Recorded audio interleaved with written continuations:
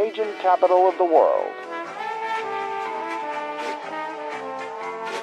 I'm the average Lafayette, Louisiana kid. See, I'm back on my...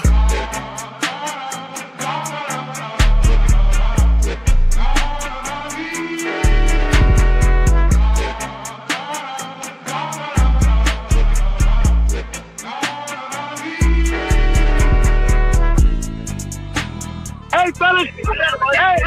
Hey, Brady Review said, congratulations. Say what's up, y'all. Yeah!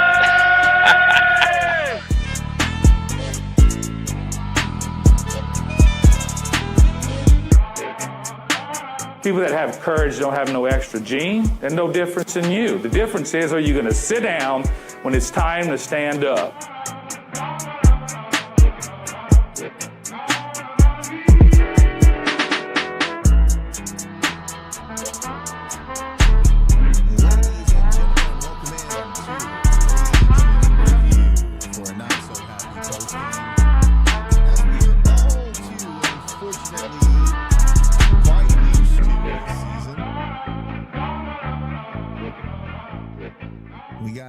Nick, Josh, and Cowboy Curtis. I don't know. Who are you attempting to be right now? I'm Woody from Toy Story. The daughter wanted to do Toy Story for trick-or-treating tonight, so she gets Toy Story. So reach for the sky. I'm Woody. This motherfucker said reach for the sky. Reach for the sky. I mean, look, I even got the string back here, okay? I even got the string thingy back here that you can pull, so... I mean, look, I got to bring some humor into this conversation, okay? Because otherwise we'd be depressed. So let's just laugh a little bit about it, and then we'll go into the rant for the next couple hours. Probably needed that. What to say, bro? That is something. Boys, real quick, we're going to thank our sponsors because this is something I sometimes forget to do. This is the Gulf Coast Bank post-game show. Guys, keep the comments coming. We'll come back. We'll recap the game. We'll give our thoughts, and then we'll turn it over to the callers in just a few. So stick around. We'll be right back. We'd like to thank the following partners who make Rage and Review possible. Our title sponsor, the Best Stop Family Market, with locations in Katy and Baytown, Texas, Toledo Bend, Karen Crow, and of course the official location opened in 1986 in Scott. Visit the Best Stop and ask about the Rage and Review tailgate platters. Gulf Coast Bank, title sponsor of the Tailgate Show every Saturday 3 hours before kickoff. Planet Radio 106.7, Lafayette Roofing, The Yard Goat, Yes Please Branding and Marketing, Old Time Grocery, Stride Safety Solutions, Eat Lafayette brought to you by Lafayette Travel, Rage and Hydration, and Dr. Brett Venable at Recovery Chiromed. And we'd also like to thank our Patreon sponsors listed here. For only $2 a month, you too could have early access to uncut interviews before they air here on our shows. You also get an exclusive Patreon icon next to your name on Cajun Threads, the official message form for Rage and Review. If you are interested in joining as a Patreon, visit us at patreon.com/rageandreview. Thanks to all of our corporate and Patreon sponsors for making this show possible.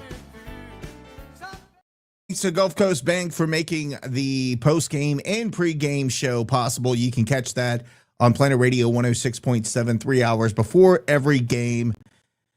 And boys, here we are. All too familiar space that we have been in this season. We are 2-6, one loss away from being completely eliminated from bowl contention.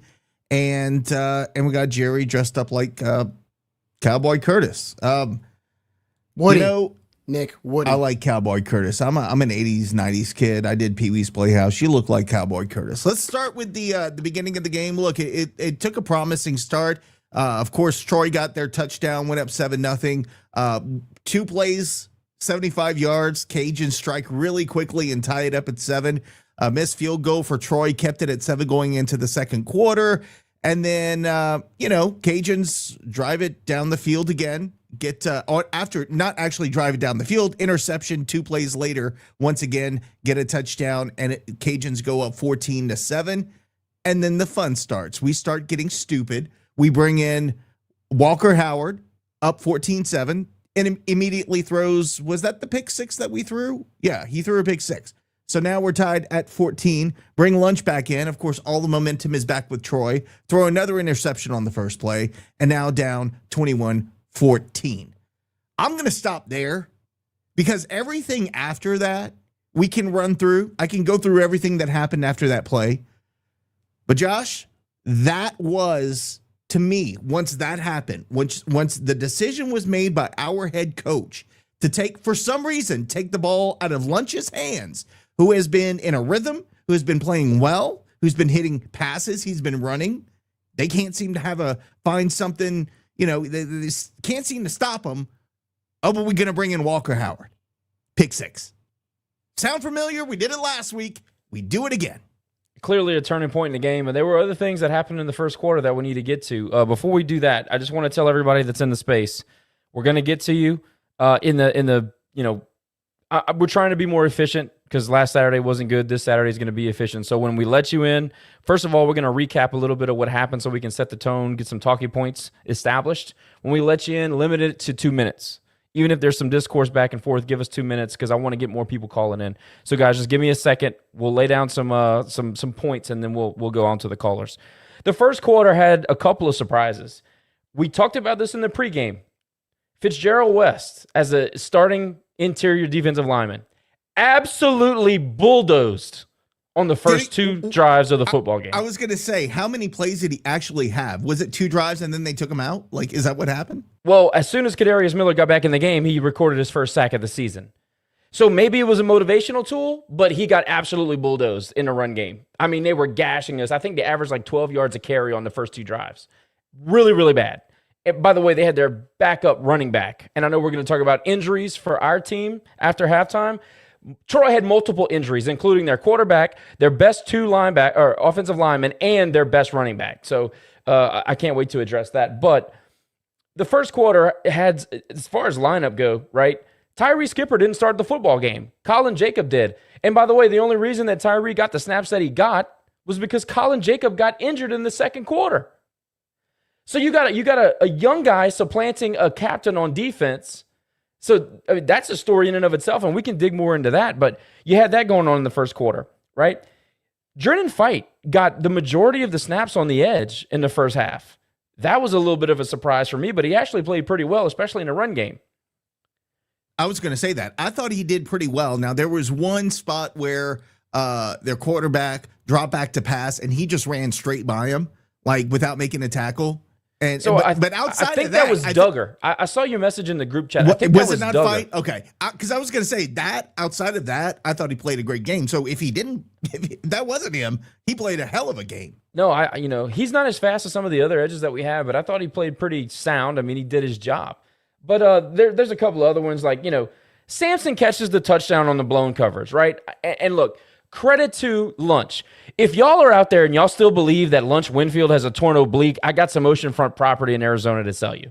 There's nothing. That dude does not have a torn oblique. That was a 100% cover to get Walker Howard in the football game without Dez and the coaching staff having to take heat for putting Walker in and pulling Lunch when he was our entire offense, which he shows you again today. Lunch stood in the pocket on multiple occasions, got his ass kicked, and delivered the football. The Sampson touchdown was not any different. Now, Sampson made the play, but he was wide open by 15 yards, makes the catch, runs into the touchdown, runs into the end zone, and does some kind of goofy dance. What is it about this football team that makes them think they can dance when they do something good? I mean, we're down 11 points in the second half, and I'm trying not to jump the gun, but we got guys making catches for 12 yards and dancing on the sideline. And you guys got getting beat in coverage and dancing after they make a tackle. We got guys giving up first downs in the secondary and dancing. What does that tell you about this football team? They're lost. They're leaderless. Who is allowing these guys to get away with dancing on the sideline when they're giving up first downs and then they're dancing? What is that? Tyree Skipper hitting a guy. Every time Tyree Skipper had a tackle tonight, it's like he danced over him and flexed.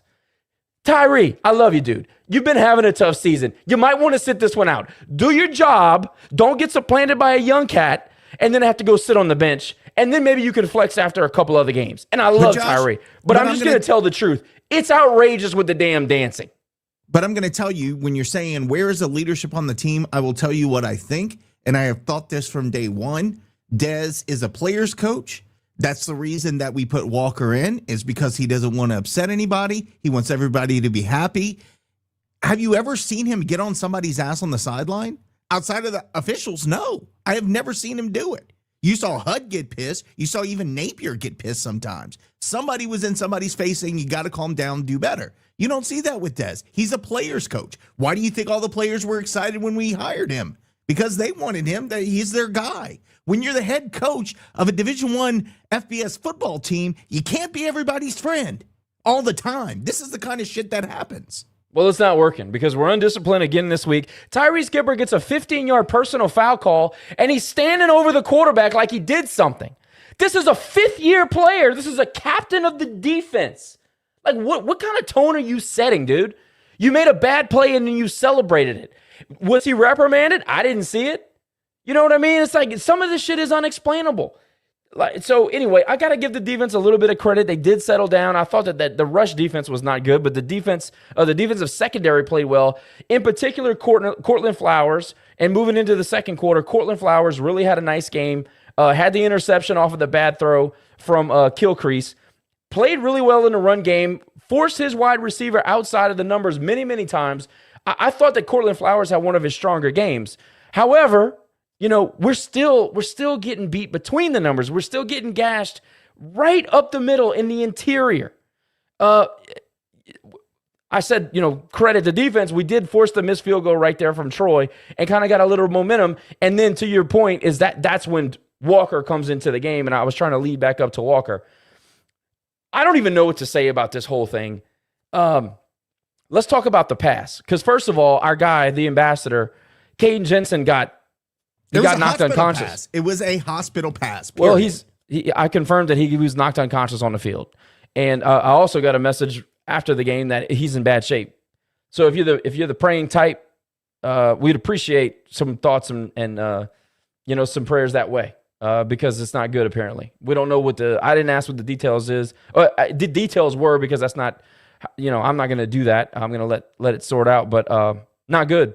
Not good for the ambassador. So we're worried and concerned and thinking about him. But you can blame the receiver for not making a clean catch there, but also Walker comes in the game, and I just have to assume that was a scripted play, because as soon as he snaps the ball, Walker stares down the receiver. He waits for Caden to make the break. Ball comes out. The linebacker shifts, and the cornerback makes a break on the ball, and it ended up being number 8, Jaquez White, who we told you all about in the pregame.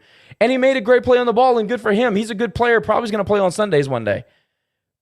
But why are you throwing a hospital ball right there? Why are we trying to fit a pass where the window barely exists? Why not survey the field? I'm told that Walker's a real quarterback. I'm told that Winfield's not a real quarterback. He's a one-read quarterback. I saw Winfield make many reads tonight. I saw him make good throws out of the pocket and on the run, and guys drop passes all night long. I was told Walker Howard's your prototypical quarterback, but he tries to fit it into a window that doesn't exist, and then he gets his tight end killed? What is he doing in the football game right there? Well, notice he didn't come back into the football game after that. What was the grand plan? One play. He did one play on the pick six, and he never came back. And we talked about it last week. Remember, one of my biggest complaints was he was in for one drive. Why is he only in for one drive to burn his medical red shirt? It wasn't even one drive tonight. It was one drive, but one play. And then he never went back in the game. And from what we were told going into the game, it was going to be every 3 drives. Remember, Walker, we got to get Walker, get his feet wet again. We got to get him back into the game again. He's getting off the injury. We're going to put him in every few drives. One play on the pick six. Wow. So now his confidence, you talk about confidence. There's no confidence in Walker anymore. I mean, as any player, you mess up like that on one play and you don't go back in the game. How can he go back in the game and flourish in the future? How? You can't. You're mentally, I think he's done. I hate to say it. I think he's done. It goes back to the comments about, well, a guy should never lose his job because of injury. I get it. But we're not talking about being, 10-1 on the season and playing our last game. We're talking about trying to make a bowl game at this point, which now seems out of question. We're not making a bowl this year, boys. That's out the window. So why would you risk the tempo, the momentum, the guy who's in there making plays, and then again, be stubborn as hell as you are every freaking week and make these stupid play calls and decisions. And then we're going to get to the post-game comments where you're like, well, we're just 3 or 4 plays away. We can't turn over the ball. It's your fault we were in the position to turn over the ball. Homie, well, first of all, he shouldn't have been in the game. First of all, this is ULM 2022 all over again, because if you guys recall, 2 out of the last 3 drives leading into that drive and into that pick six, we scored touchdowns. We scored touchdowns, one of which was a long, sustainable drive. The other one capitalized off a Cortland Flowers interception. The 2 out of those 3 drives going into that play were touchdowns. So at that point, just like we talked about in ULM in 2022, if your quarterback is leading you on touchdown drives and you have momentum, and then on top of that, before that pick six, you had just stopped them on a 4th and 1 in our territory, defense played their asses off on that drive, and the first thing you do is you put another quarterback in, and once again, we're a charity. 3 weeks in a row, right? JMU, we gave them momentum back before the half. Last week, we gave Southern Miss momentum back after that 16-play drive to open up the game. And tonight, you just made a big stop on defense, and the first thing you do is you give them momentum right back. I swear, we're a charity. We're not just a bad football team. We're a charity. Well, it's even worse because we finally got points off of a turnover. Court gets the pick. We score the touchdown. Everything is moving in our direction. And then we put Walker in, and I know they had the missed field goal, but we put Walker in. The pick happens. We lose all momentum. Lunch on the very next throw throws a pick. The momentum is gone. The game has changed. To that point, we were winning 14-7 and actually felt like we were starting to gain something. And from that moment on, we lost 28-9. Yeah. Matter what you do. I mean, so if you want to argue the fact, it doesn't matter. If it doesn't work, everybody second guess it anyway. So I don't give a crap anymore what people think about it. Sorry, had to do it. Had to do it. It's coming. You know it's coming this week. there's no reason that Walker should have been in the football game in that position. I'm sorry, dude. We had the momentum. This whole oblique thing is a lie. I'm going to just say it on the postgame. It's a lie. It's not real. It's a fake. It is a manufactured story so that everybody doesn't crush Dez because Walker's on the field. That's the truth. There is no man in America with a torn oblique getting 20 carries in a football game, throwing the ball down the field on, I don't know, half of his pass attempts, and jumping over, hurdling defenders on the sideline. Nobody's doing that with a torn oblique. I'm sorry. He could have a Kevlar vest on, and that shit ain't happening. How many plays in the third quarter, some good runs Lunch made that were designed for him to run up the middle? How many quarterbacks with a torn oblique would a coach require a quarterback to go up the middle in the gap? You've got like 6 Troy defenders trying to bring him down. I'm sitting there and I'm like, okay, if this guy has a torn oblique, if he really has a torn oblique, he wouldn't be able to get right back up. He'd be laying on the field. And they called like 4 or 5 design plays in the third quarter alone on some of those long drives that were designed for him to go right up the middle. So either the coaches don't care that he has a torn oblique, or it's like you said, he doesn't have a torn oblique. It's either one or the other. There's no in between there, because if he really did have a torn oblique, if you really care about the health, why would you call design plays like that? It just makes no sense to me. Not with an injury. No. And look, I'm going to say, look, we got to also shout out Matt Broussard. Matt Broussard also got injured on the Dan Walker pick. So we lost our we lost a starting offensive lineman. We lost our top number 1 tight end, all conference tight end on that play. And then also obviously threw the pick and then gave him all the momentum back. I mean, so at some point you feel snake bitten, but at the same time, you kind of are what you are. And we're just trying to do things that we're not, and we're being exposed. We can move on to the second half, but those things needed to be highlighted. And I did want to look at the time of possession before we go into the half. I think Troy doubled us up on time of possession before the half. That is with literally our only way to score points is to continually run the football, own the clock, stay on the field on the third downs and fourth downs. Now, look, I know the Sampson long pass is kind of an anomaly, and then Court picks the ball off in their red zone. It kind of shortens the field for us. It changes the TOP, but they still did kind of own the game offensively the majority of the first half. They did. They did a really good job. I mean, even I'm not going to call them names, the announcers on the game mentioned that it was clear Troy was trying to eat up the clock because they knew they were going to have a tough time with Lunch, who they made fun of his name multiple times through the game. That was annoying, and I took a lot of shots because of it. But regardless, getting into the third quarter of the game, of course, we did get a 37-yard field goal to end the first half and ended up down 21-17. And then really after that in the third quarter, Troy ends up with the ball, 11 plays, 69 yards, took 5 minutes off the clock, and Troy goes up 28-17. We get a field goal 10 plays later to close it to 28-20. We thought maybe in the fourth quarter we started having some success in the run game. Again, Lunch, as you mentioned, was doing some crazy things. He was getting hit in the pocket and still delivering some strikes.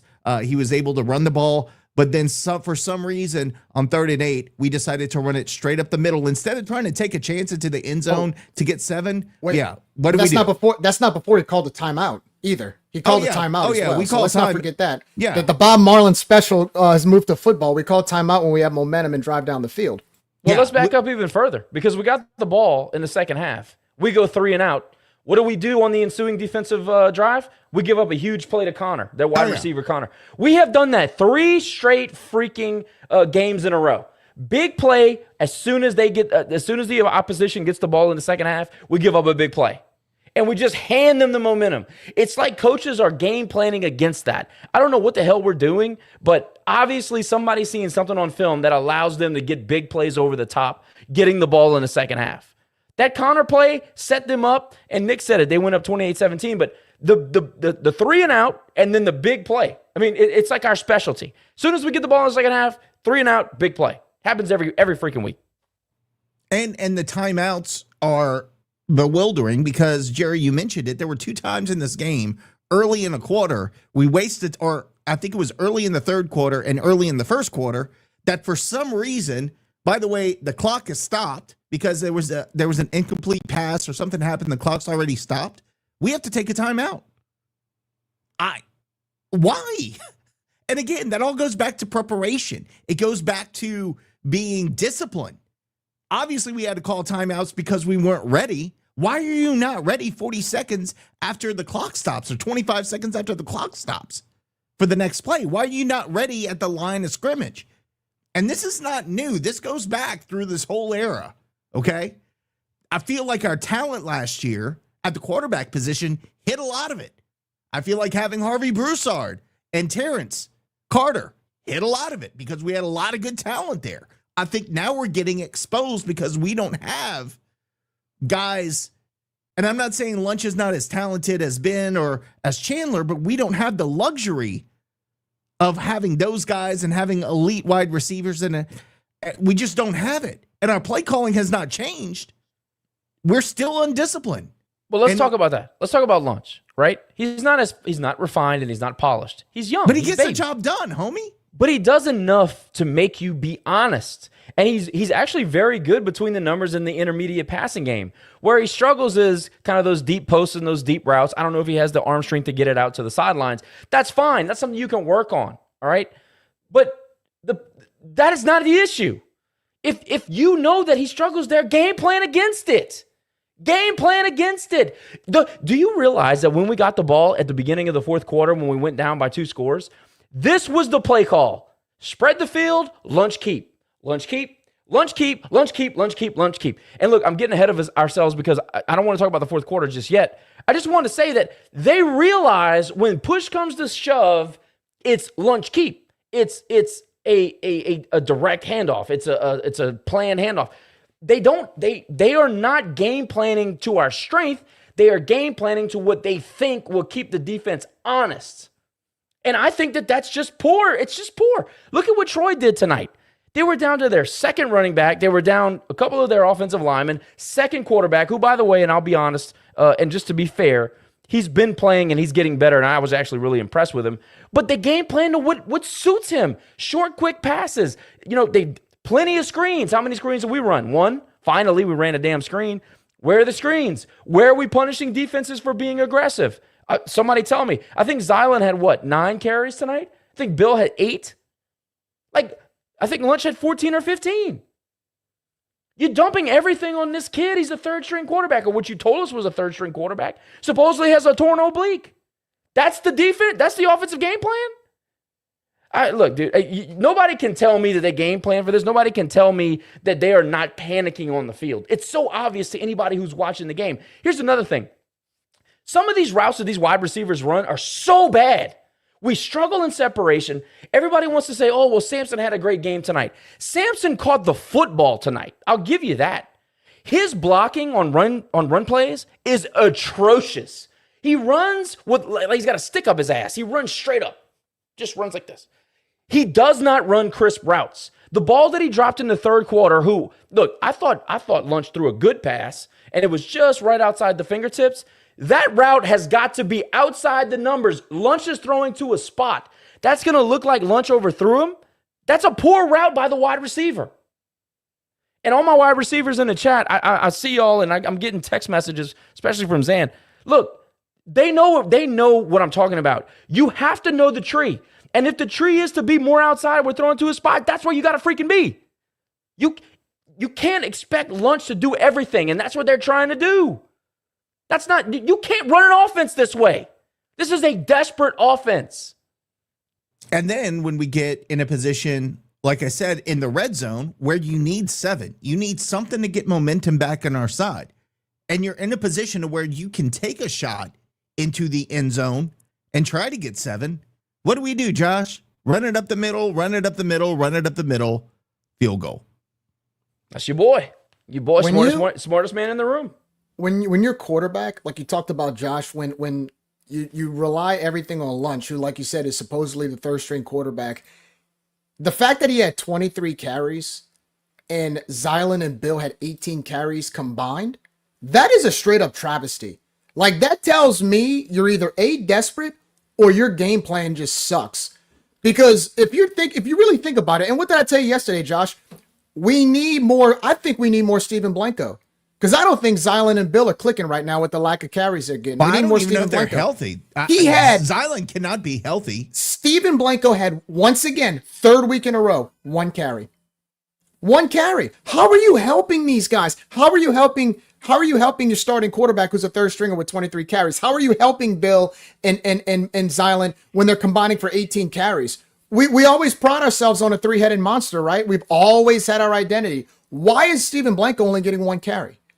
I mean, compared to what we saw against McNeese in the first 4 games, he got 1 carry. Third week in a row, the guy's got 1 carry. That to me, that's just as much of a travesty as anything else.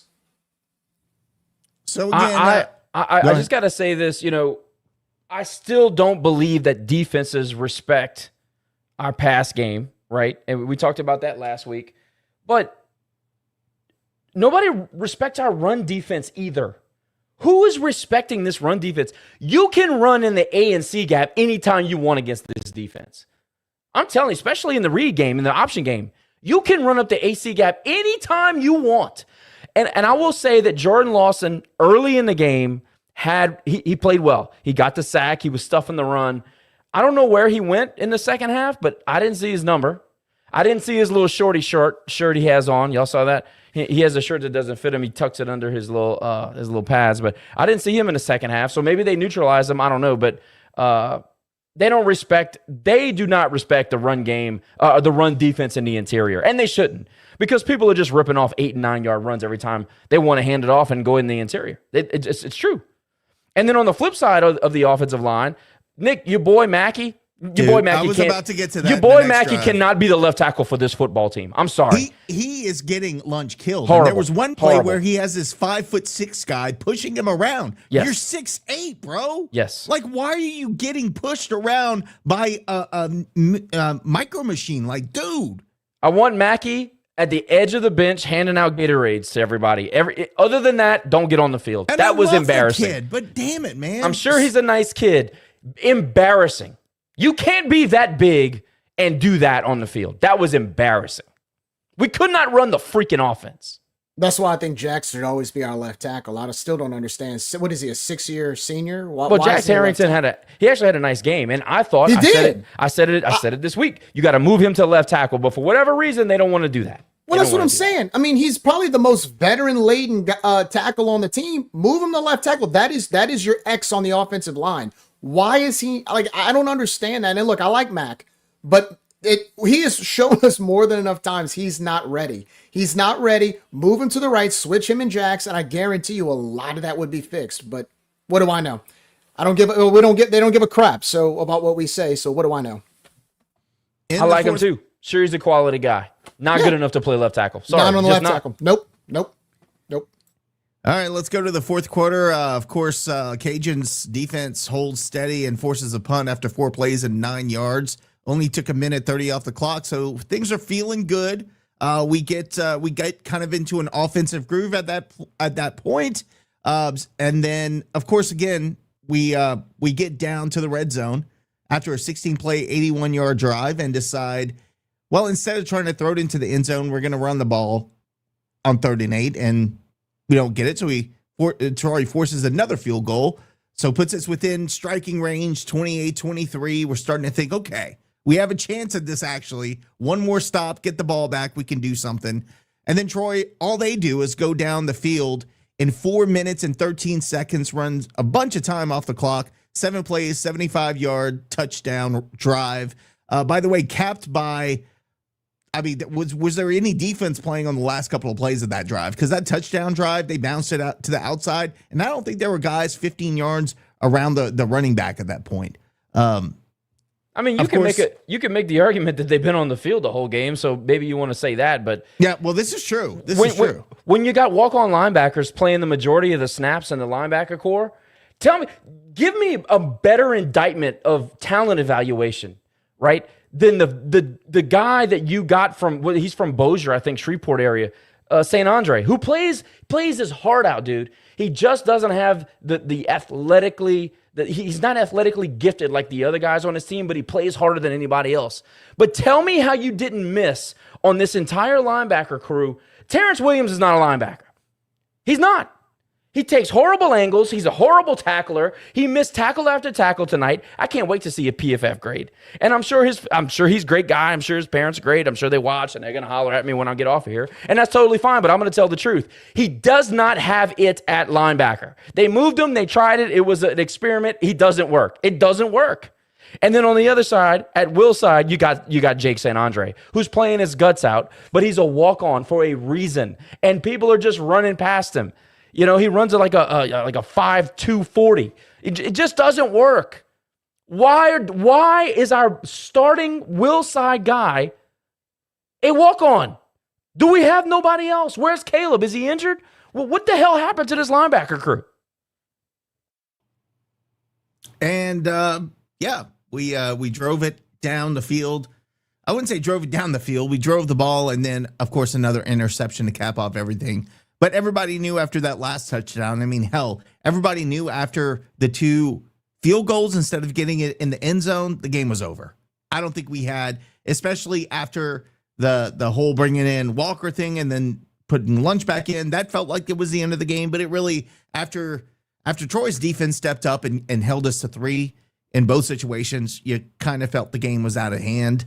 And Troy ends up with the 35-23 win. Looking at, before we get to the calls, looking at the Sun Belt Conference, James Madison leading in the East, 6-1 overall, 4-0 in conference, followed by Coastal Carolina somehow, 3-1 in the conference, 4-3 overall. Marshall trailing them, 2-1 in conference, 4-3 overall. In the West, you got Southern Miss and Troy tied at 4-0, both with 6-2 overall records. Then you have Arkansas State at 4-4 and 3-1 in conference. How Arkansas State has not looked good, but somehow finds a way to win in conference. So they are now an ass league. This is horrible. This is the worst the Sun Belt Conference been in 10 years. Oh, it's really bad. Well, considering they played Texas State and South Alabama as 2 of those wins, and then they'll play us, so that's probably another win for them.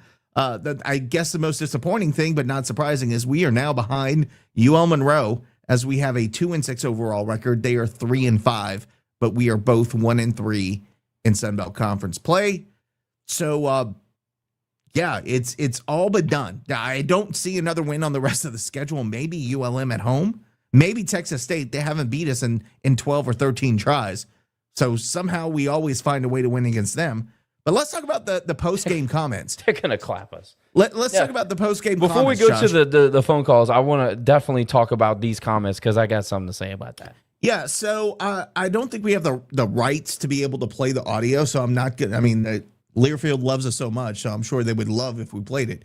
But I will kind of tell you in how I remember him saying it. So Cody asks him a question about, hey, what happened in the game, and he said something like, again, we're 3 or 4 plays away from the game, and we just can't turn the ball over. And I don't remember the exact question, and you may remember this better than me, Josh, but Cody asked a question about, where do we go from here? Or, again, you might remember, but his answer was, man, we just got people injured. Like, you got to give us a break. We got a bunch of people injured, and we're playing with a bunch of different players, and we're trying our best. We're giving our best effort, and we're trying to win. And that was his answer, I think, in a very simple, dumbed down explanation. That is what he said. The fact that he's still defending, like notice he didn't take any responsibility like you would expect a head coach to do and say, man, it starts with me. I've got to do better. I've got to get better play calling. I got to do a better job of getting our guys in a position to win. I need to be better. He didn't say any of that. He blamed it on injuries. He said, well, still 3 or 4 plays away. You're a lot more than 3 and 4 plays away. And by the way, the 3 and 4 plays that we're not executing on, your freaking fault. It's your freaking fault. Yep. In every one of those cases. Bad play calling in 3rd and 8, bad decisions putting a backup quarterback in for no reason that we can understand except for, well, he deserves it. And you might have cost us the game with the decision that you made that nobody understands. But again, we can't say anything because if we say something, I'm gonna didn't give a shit. I'm going to say it tonight. So go ahead, Josh. I'll let you take it over from here. Dez has shown us all tonight, and I think probably in the last couple days or couple games, is that he just doesn't have the temperament to handle it. He can't handle it. He cannot handle the pressure. He can't handle a real question. He goes after Will, who, God bless him, nice guy, means well, asks somewhat of a real question, guy loses his mind. Cody always is very, very cordial with the coaches, has always been that way. Cody asks a real question finally, and Dez loses his mind. I don't think he has the temperament. I'm going to just say it tonight. And I'm probably not the first one to say it, but I'm going to say it now. He just does not have the temperament. I think we have a major problem at head coach. I really believe that. I do. You can't own the fact that you put in Walker at a stupid-ass time. You can't own that. Just say, hey, maybe it was a bad decision. Maybe I could have introduced him in the second quarter. Give me something. But you say this week, you say you don't give a crap what people think. And then you said a couple of weeks back, or no, that was last year, where you think everybody thinks you're a dumbass. And now you want to start blaming the offensive line for injuries. Troy is down their 2 best offensive linemen. They're on their second quarterback. They're on their second running back. And by the way, their first running back was basically their offense for the first 3 weeks of the season. Don't talk to me about injuries. Don't talk to me. You had, before Matt Broussard did go down in the game. So that's true. It also happened on the time where you put Walker Howard in the game when you should never have done that. But, I digress. Mackie Mejia, you start at left tackle, who anybody who follows this team would ask the question, maybe he's better suited for right tackle, right? Because that's not necessarily as premium of a spot on the offensive line. So maybe that's a coaching issue, just a question and maybe a conversation we can have. But don't talk to me about injuries, dude. Injuries didn't lose the game against Rice. Injuries didn't lose the game against EMU. Injuries didn't get your ass kicked against USM when you literally handed them the football game. Don't talk to me about injuries. You sick of getting questions from the fans who pay your damn salary? Well, you can kiss my ass. How about that? Because if I'm not here, you see the viewership tonight? It was triple that last week. Did you see the quarterback luncheon attendance? It was like 10 times that at the beginning of the season. People are stopping believing in you. They are done believing in this bullshit because you aren't delivering as the head coach. That's the truth. So don't talk to me about injuries, Cat. I don't want to hear that shit. You didn't game plan to give Lunch the football from game 1, and now you're dumping the entire offense on Lunch? That's a coaching problem. That's not a player problem. 23 carries, guys. 23 carries, more than our top 2 running backs combined to the third string quarterback. I mean, based everything you just said is pretty much true, but look at the stat. You basically put this entire team on the back of a third string quarterback, and I think what bothers me the most about it in all of this is the fact that where's the accountability?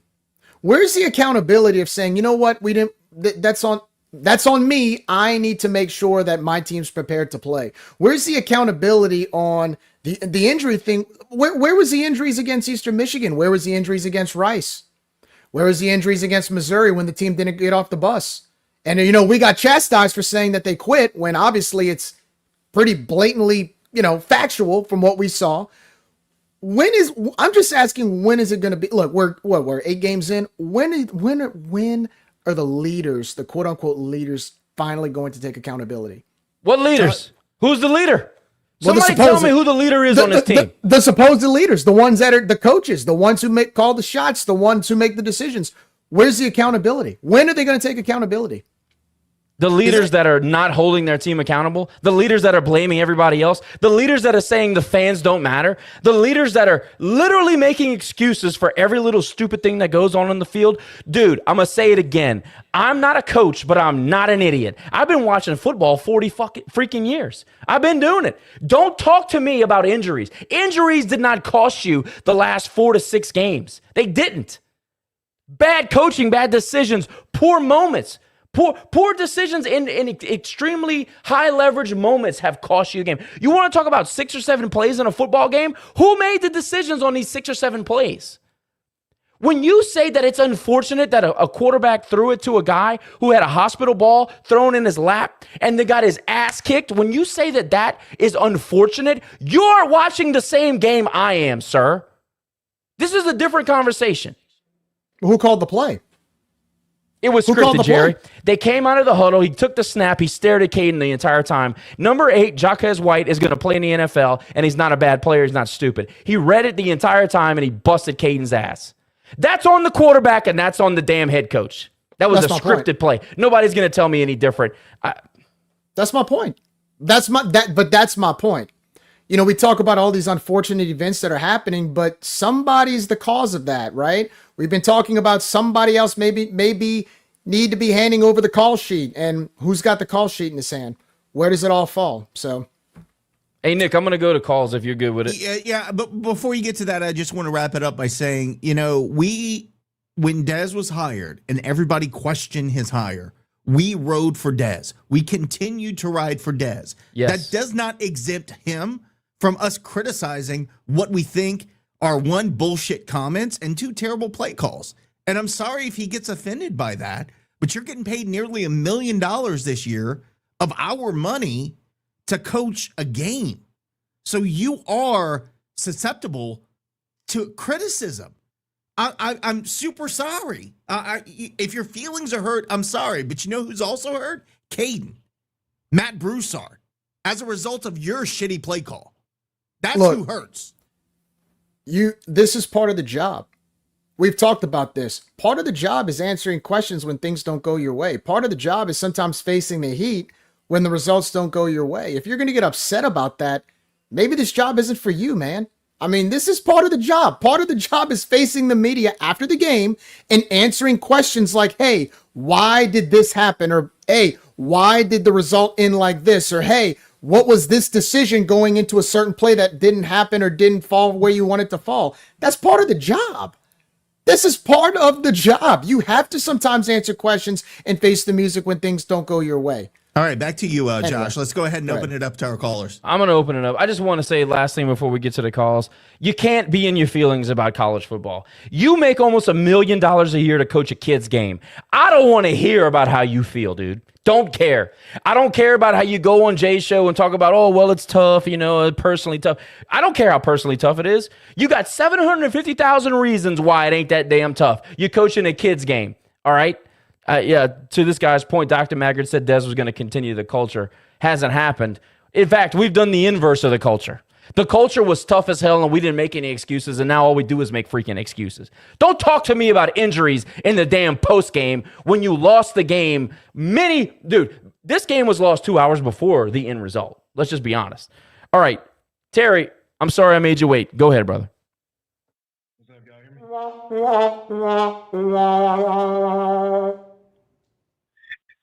What's up, y'all hear me? Yes, sir.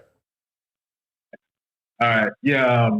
First off, man, Josh, you basically hit the nail on the head. Look, I can understand, Dez's frustration as a head coach dealing with the injuries. Like, I can understand that. I've never had to deal with the injuries like on a team that he's dealt with as a coach. I mean, this is unprecedented. But I think that's a fault to our strength and conditioning program that we have to address in the offseason if we ever do address it.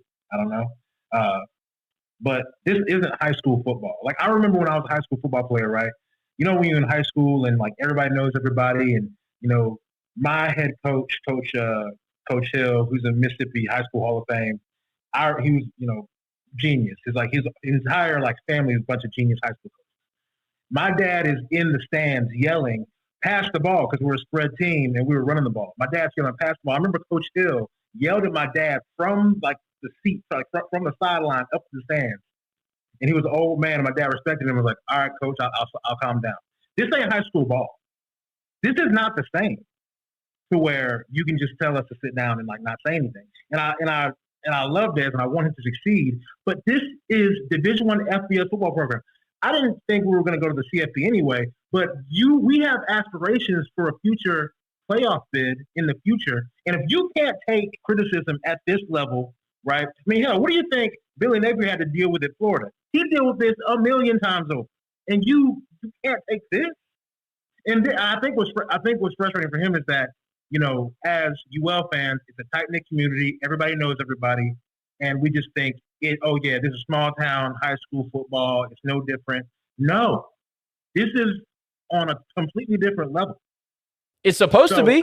It's supposed to be, but they treat it like that, Terry. Terry, do you really believe Lafayette media is asking these cats real questions? Do you think this is Tuscaloosa, Baton Rouge, freaking Austin? These guys ain't getting real questions. These are softballs. How are you ever going to really be taken seriously if you can't be asked what the hell happened in the second half, I'm sorry, and then he brings up 10 injuries on the offensive line? Dude, get over it. You're getting paid to figure it the hell out. Yeah, and I stopped listening to Jay's show after a while because, especially after the thing calling out the fans. And shout out to Shane, and I support his business and everything. Whenever I visit Lafayette and Christmas time, I go visit there. But I stopped listening to Jay's show after a while because I just feel like there's no real hard hitting questions on there. Hey, never has how been. you doing? Ever. It's just the two guys just patting each other on the head. Terry, this is why they hate us, because we say the things everybody's thinking, and it's not this cocoon of protection where you can say, oh, so tell me, what'd you eat for dinner last night? Oh, exactly. Well, when we go to Troy, you guys had it real tough. All these injuries, man. How are you dealing with it? Are you okay? Those are the questions that are asked by official media outlets and by the voice of the Cajuns, because let's not forget the media outlets want access. So as soon as they push back, look at what happened to Jamarcus last year with Marlon. He said something about attendance, and he's like, well, have you been here these last 2 games? No? Well, exactly. Well, you don't know what you're talking about. Exactly, bro. Yep. So you can't expect they're going to ask any real questions because they're all scared to. And that's why we're not invited in. Yeah. Because we will go to a press conference and ask a question, and we're going to get a shitty response that'll make them look bad, and then we're going to be called out for it. Hold on to it. Let me try to rifle through these people. Just stay on. I'm going to get you back in when everybody kind of calms down, but I'm trying to encourage a lot of people. So we'll come back to you, and I appreciate your thoughts. Stay on. Rhino, what's up? Is it basketball season yet? Damn. It's getting pretty close. It's almost November, right? When do we start? Man, I feel like we keep on talking about the same shit every single week. You're right. So when does it get to insanity? I think that it's like it's the same plays over and over again. It's the same results over and over again. It's the same press conferences over and over again. It's the same injuries over and over again. And then what's the result? What's the end result every single week? L. Yeah, ULLLL. Now we got 6 instead of 2. And Ryan, you know what else I see? I see guys who have talent, who are working their asses off, who are trying to make plays that are not put in a position to win. That's what I see every week. Exactly. I'm not questioning the kids, because the kids, whether or not they quit against Missouri, I don't think they're quitters. They just got outmatched against Missouri, and they threw in the towel. Let's call it what it is. But the rest of the games, we had every single chance to win, and we did not put. I'm not even going to say we. The coaching staff did not put our kids in a position to win, and it's the same thing over and over again. And I say, he's getting in his feelings about the media. There's 700 whatever thousand. No, there's 900,000 reasons for him to keep on doing what he's doing. So he could say whatever the hell he wants about what the fans say. Whenever you spend the amount of money that the fans spend, we have a right to say whatever the fuck we want to say. That's right. Every single week, we get the same bullshit over and over again. And I'm not even mad right now. It's just, it's expected. So here we are again, talking about the same bullshit over and over again. So I don't even know who we play next. I couldn't have told you that. Or I couldn't even have said that 4 or 5 years ago because of how dedicated I was and how much I loved this program. Now I don't even give a fuck. It's apathy at its finest, because one of our homegrown, the guy that commands the locker room, the one that was going to continue the culture, has literally obliterated the program.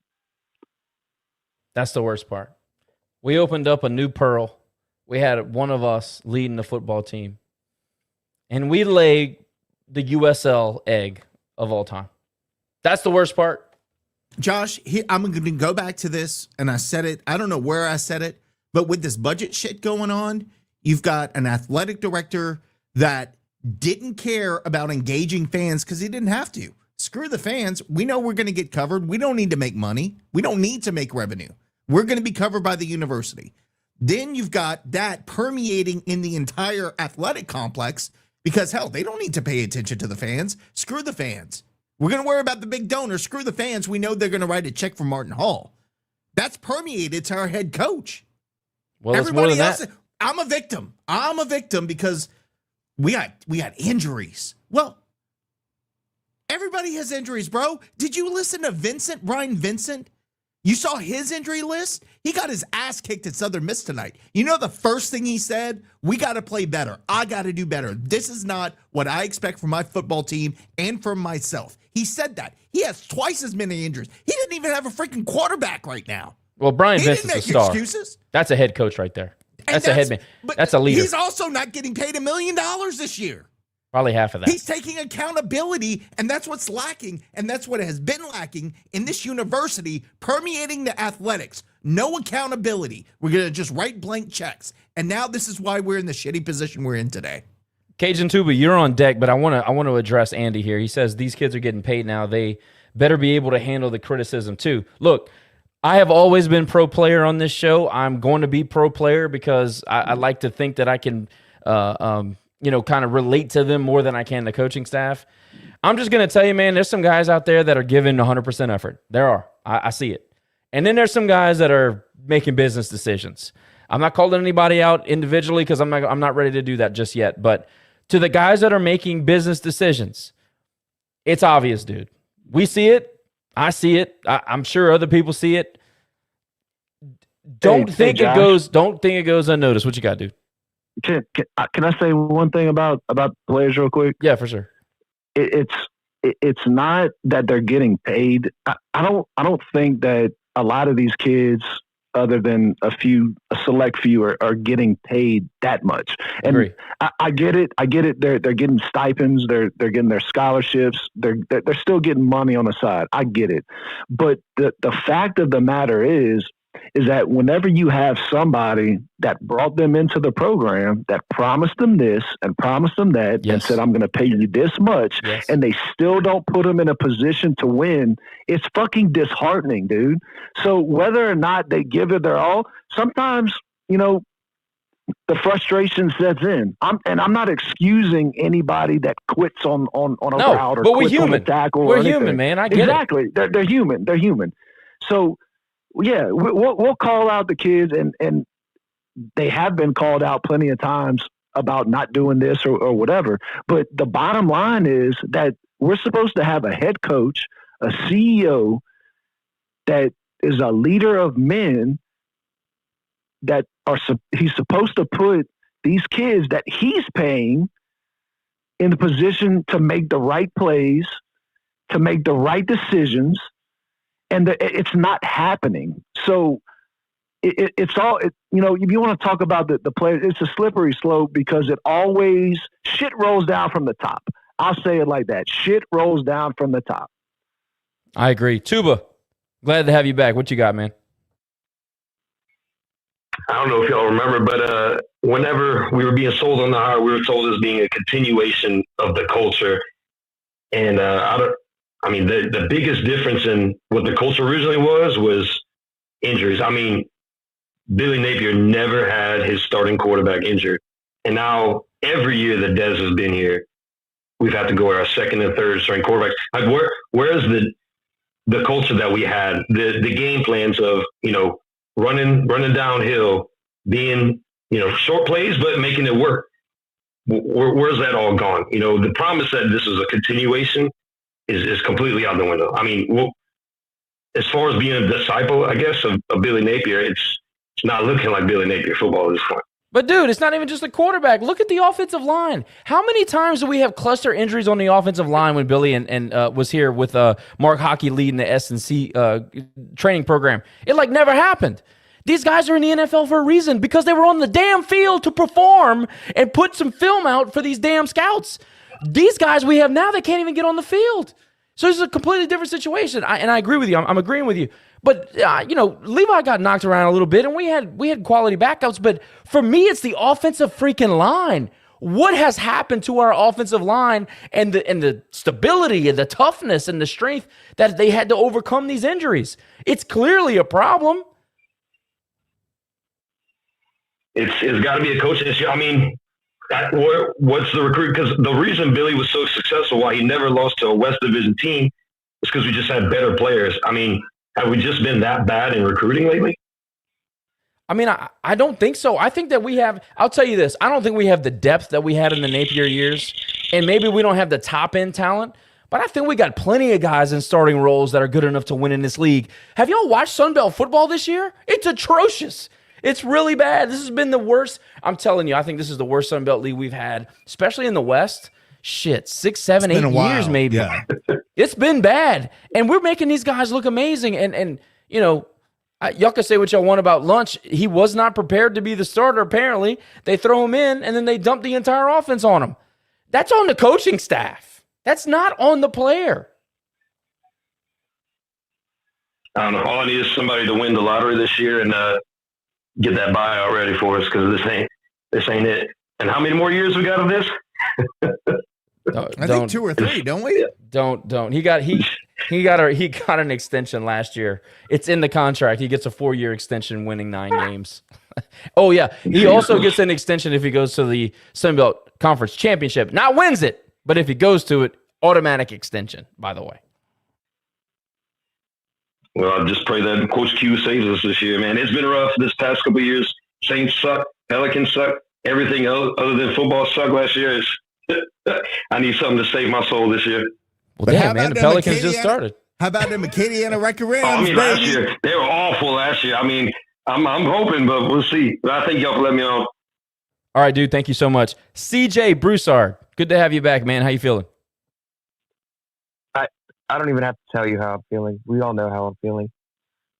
I'm going to keep this short and very brief. I no longer have confidence in Michael Desormeaux to lead this football team. Nick, what's the definition of insanity? We've been through this, bro. Doing the same thing over and over again. Which is insane. You're asking me that question again. Exactly. That's kind of the point I was making. I no longer have confidence in Michael Desormeaux. You all said you have 900,000 reasons to keep him.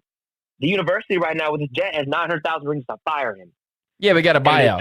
Buyout's like 1.8. So that's 1.8 million reasons. I don't care at this point. You have to bite the bullet. Okay, now you're sounding like TSAT fans. Oh, buy out the coach for $25 million. Yeah, we ain't buying out anybody. Are you gonna pay for it? Because we ain't got the money for it, homie. I'll sell a kidney for it at this point. I am tired of it. Right? Unless you have a new blood type that only fits like 10 people in the world, I don't think you're gonna be able to sell it for $2 million. We'll figure it out. But the point I'm trying to make is that I cannot, for the life of me, understand why this man. We need to let him go at the end of this season. The point is that he's getting the play with Walker Howard. As soon as I saw that number 4 on the TV broadcast, which was one of the worst ESPN Plus broadcasts I've ever seen. Oh, it was horrible. It was why. Everybody collectively said why. And I think Michael Desormeaux cannot play call anymore. I don't know what's going on in the locker room. I'm willing to bet he's lost it. I'm willing to bet that Tim Leger could call a play better than him. I bet not. I'm willing to bet. I bet not. Hell, one of us. Hell, Ben, you're in the goddamn chat. You call a play better than that. Because you can. Terry calls a play better. The point I'm trying to make is that Desormeaux seems to have given up on this season. Desormeaux cannot continue to be the coach because we're going to lose all our star players to the portal if they're not in a goddamn wheelchair by the end of the year. Caden, I hope that man makes it through. I'm making him sound like he's dead, but I hope Caden will come back stronger because at this point, man, what is there to? I know they play for the glory of UL, but hell. I don't know anymore. I'm lost. And to answer your question, Rhino, next week we play the 2-6 South Alabama Jaguars. And I'm not guaranteeing a win out of that either. It's the day after Halloween. So, I thought the scariest part of that weekend would be Halloween. It might be our offense. Over under on viewers of that game. I'm going to put 13 and a half. -5. Somebody will be paid to watch that game. Only sickos. It's going to be the only sicko game. Like, it could be me, Nick, the people that are here tonight, and then maybe a couple of gamblers, maybe a couple hundred people. I'll tag the sickos committee for y'all. CJ, thanks for the call, dude. I'm going to move on. No problem. Yeah. Terry, you're on deck, but I'm going to try to get some others. Ben, you've been a great contributor for Troy. Please request to speak. We'd love to hear what you have to say from the Troy side of things. Jimmy, I see you in there. You can't hide. Can't hide from me. Request to speak, dude. Let's see what you got to say.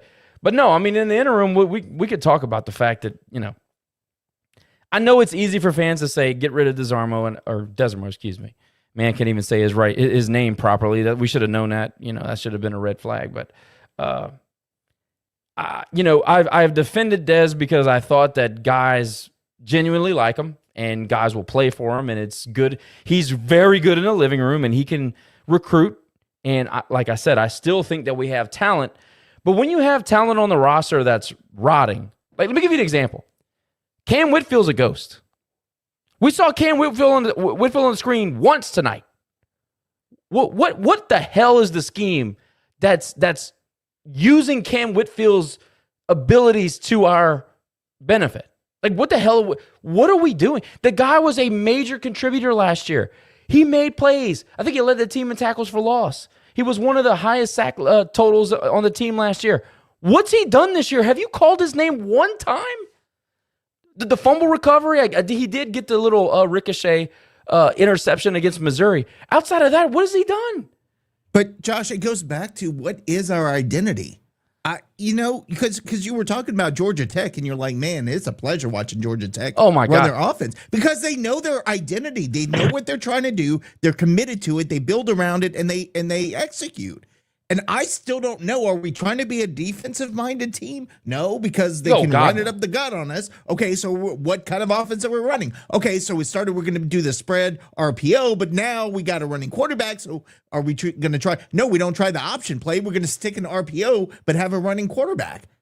And then you bring in Walker Howard for some reason, and then you're like, well, then really, what is our identity? We don't have an identity to this team, and we're 8 games into it, bro. Like, this is not good. Hang on.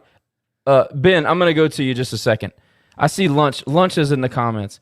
Lunch. Hey, you, bro. Don't ever apologize, dude. Don't ever. We understand what the hell's going on. We know that the world's been dumped on your shoulders, brother. We see you fighting out there. You're a warrior. We appreciate every single snap you take for this program. Thank you for what you're doing for us. Don't take these comments to think that we're going in. We're not. We see what you're doing. We understand the game. We see it. Lunch is the only reason we were in this game. No. I mean, that is the only reason we were in this game to begin with. I hope that you feel okay, and I hope that fans understand the contribution that you're making to this program, because we certainly do. So don't get it twisted, man. We're in your corner. 100% Lunch. Herd fans are taking that apology because you absolutely destroyed them. Don't apologize to Marshall. They deserve it. Hey, ladies and gentlemen, Ben Whitehead in the space, contributor for multiple different outlets for Troy sports. Guy knows what he's talking about. Welcome, Ben. How's it going, y'all? Not great, got to be honest. I mean, I'm feeling pretty good, just to be honest. I'm sure you are. Yeah, I was just coming to check out and see what was up with you guys. I mean, obviously, I follow my team a little closer than yours, but, Well, from the other side of things, I mean, what was your impression of the football team? Obviously, we're going to talk about the intricacies of the game, but just from a 30,000-foot view, what did you think about the football team from Lafayette? I mean, honestly, y'all's rushing attack was pretty good. We've, over this little streak we've had going, we've been pretty decent on stopping the run, and I think we've only been outrushed like one time during that little streak. But, you guys seem like every time we would try and get you in a position where third down was all we needed to do was make the stop, y'all found a way to get past it. So, I mean, I do see, when Des makes that comment about, 6 or 7 plays away from being a different game. I mean, it really was in a couple of those. Was it though? I do get. Was it? I mean, I can give you 10 other plays that completely changed the game in the favor of Troy. I mean, I just, you have to understand that we are a beaten and battered people. We've been getting our ass kicked. Yeah, we're multiplying those 6 and 7 plays. We're multiplying those 6 and 7 plays through 8 games this season. So it's not just what you saw today. This is something that we see every week. I mean, I get it. That's how it felt like we were last year, at least in the beginning part of the season. And honestly, beginning part of this season. I'd said at the beginning of the year that the expectation for Parker was just get us to a bowl. And I was thinking that we were going to be fighting for a bowl by like game 11 and maybe get it. But, and especially after the Memphis game, like we were horrid. Like I've not seen a Troy team play that bad since probably 2020. And that was just all Chip Lindsey. But it just kind of clicked after that for some reason. And so I guess what I'm really trying to get is I get where y'all are at, but I mean, I don't know where you go from there. I don't know anybody in the Sun Belt except maybe JMU who could drop a $2 million buyout and just be like, okay, everything's fine. Yeah, well, there's not going to be a coaching change anytime soon. So talking about it is a waste of time. But, I got to tell you, just before we let you go, Jaquez White's going to play in the NFL. I was totally impressed with him. I think your middle linebacker, your Mike guy, I think Stringer, wow. That guy eats up tackles better than anybody I think we've played so far, including Missouri. I think he has a future. And I got to tell you, man, I thought Kilcrease, I was impressed by him. Maybe missed a couple throws, but overall, poise in the pocket, his presence overall, I was very impressed. I think you have something there. Well, I mean, honestly, Kez White, he's been one that has just honestly come on this year. We hadn't really had much of him the previous year. But as far as Stringer's one, you know, especially if you look at our defense past like 4 or 5 years, even in the leaner years, we've had contributors on defense. Always. Jordan's been one of those past like 4 years. And so he's the one I would pick that's going to be in the NFL. Like he's going to be a Javon Solomon type of guy who's going to go to somebody decent. Yeah, Tucker, it's been such a weird year because honestly, we were super stoked that Goose was coming back. He had a concussion last year and was out for the back half of the season. We got him back, and then he broke his collarbone in like which game was it? Oh, Buffalo, which is ironic because he got hurt against Buffalo last year. But Tucker didn't really play very well in Memphis. We all kind of thought it was a mistake, that everything was going to be shot. And then it was just like it clicked. So, you know, I've definitely been very happy to eat my words on Tucker and his performance. But, you know, I think, you know, I don't agree with you guys that this is the worst the Sun Belt's been in the past like 8 years or so. I think there probably could be another year. Have you been watching the games? It's embarrassing. South Alabama is embarrassing. Oh my God. Okay, but you can't use that as an example. I think they're embarrassing every year. All right, fair enough, but it's been bad. Do you think like USM is really that good? Because who have they beaten that has really impressed you this season? I mean, hold on, let me look at their schedule because I don't know it offhand. Well, look, Ben, I gotta get more people on the show. But listen, let's have this conversation off the show. I'm gonna tell you right now, this is one of the worst Sun Belt West we've ever seen. I'm telling you, it just is the facts. But that's what the numbers bear out. Anyway, thank you for joining the post game. We appreciate your opposition opinion, and keep spitting out good content over there for Troy, man. You're doing a great job. I appreciate it, y'all. Thanks, Ben. Be good. Yeah. Jimmy, talk to us, man. Man, you're right. I have been hiding. I don't blame you. I'm embarrassed, dude. I'm embarrassed. I'm exhausted. I mean, y'all touched on every point I could possibly say. I don't even know what to say anymore. It's embarrassing, man. And the word that tonight, listening to the pod, the word that's been thrown around that I think fits perfectly is insanity. But I'll be honest with you guys. I threw in the towel last week not last week, but the week before last at the JMU game. Game on the line. I think it was like third and 3, 3rd and 4, something like that. And we had a chance to go down and score.